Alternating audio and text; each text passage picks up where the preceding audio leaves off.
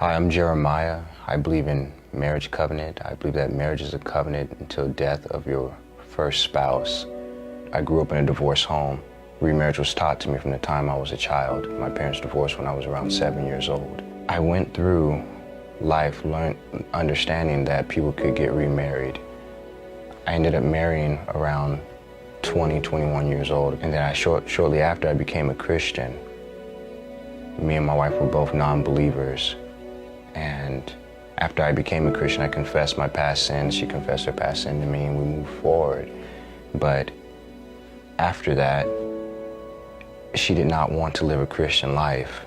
She did not want to follow the Lord. She ended up leaving me, going her own way. I thought that remarriage was an option. I was taught that it was okay.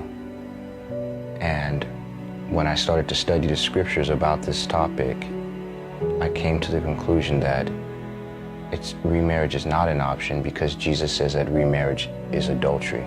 The person that marries again while divorced is committing adultery. It's a continuous act. Longevity doesn't stop the adultery. You have to leave the adulterous relationship or the adulterous marriage in order to be right with God.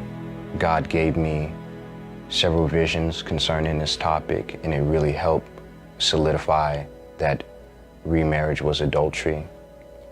I ended up warning pastors about this topic. I ended up warning my direct pastor, and I found out that he was remarried. He was an adulterer as well. I had to leave that church system because I realized in the mainstream church system, they teach people that they can be adulterers and be right with God. It's just like Jeremiah prophesied when he prophesied against the people.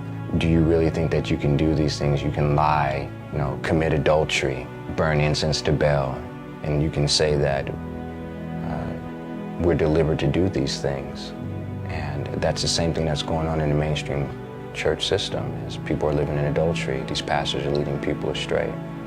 So I'm very grateful that God, he spoke to me about this topic. He made it real to me. He blessed me with a vision. He showed me in the scriptures. And now I'm no longer living that life. I forsook that adulterous relationship, and I've remained single. And that's what we have to do. Because if we live in adultery and we call it a marriage, we'll be cast into the lake of fire.